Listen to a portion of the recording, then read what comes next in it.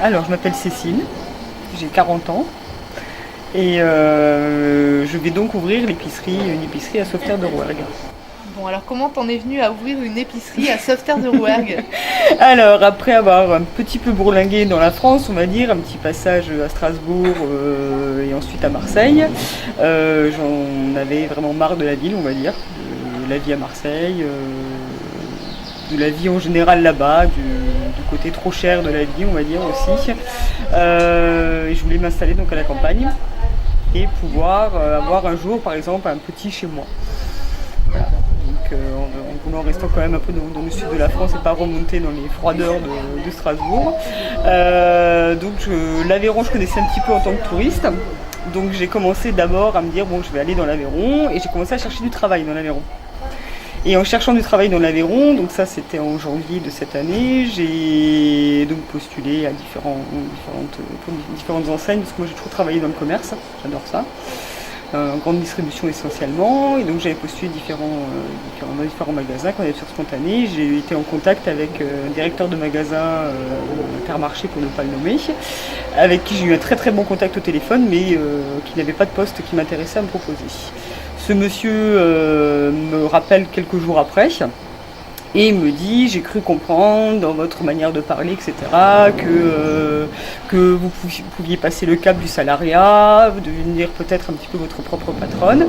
Et moi, j'ai entendu dire que il y a une petite commune qui s'appelle Sauveterre de Rouergue qui a perdu un de ses commerces qui était une boucherie et qui cherche quelqu'un pour créer un commerce de bouche dans ce village. Donc il m'a juste exposé ce projet et il m'a proposé, il m'a dit voilà, regardez déjà à quoi ressemble Sauveterre, allez sur leur site et moi je peux vous mettre en contact avec la mairie pour que vous voyez si le projet vous intéresse. Voilà, donc et après il y a eu plusieurs rendez-vous donc avec l'équipe municipale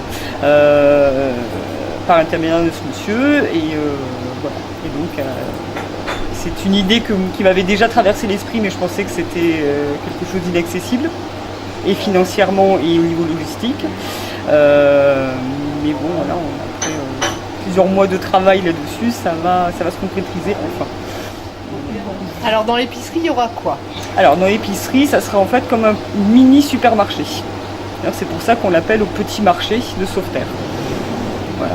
Vous aurez à la fois de la viande fraîche mais emballée en libre service, de la charcuterie pareil, des produits type yaourt, crèmerie, lait, œufs, un peu de surgelé.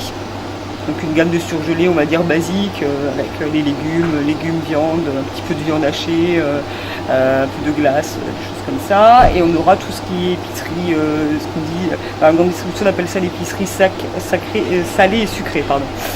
Là, vous aurez les pâtes, pâteries, un petit peu de produits d'hygiène aussi, un peu de produits d'entretien de la maison, aliments pour les animaux.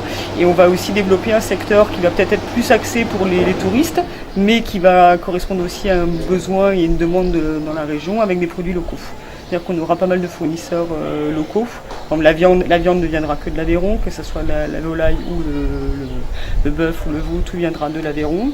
Nous aurons aussi tout ce qui est petites terrines, saucissons avec du porc de l'Aveyron ou avec du canard de l'Aveyron. Voilà, on va développer toute une zone en fait et essayer de se fournir au maximum avec des produits locaux. Donc l'ouverture est prévue pour quand? Pour le 1er juillet.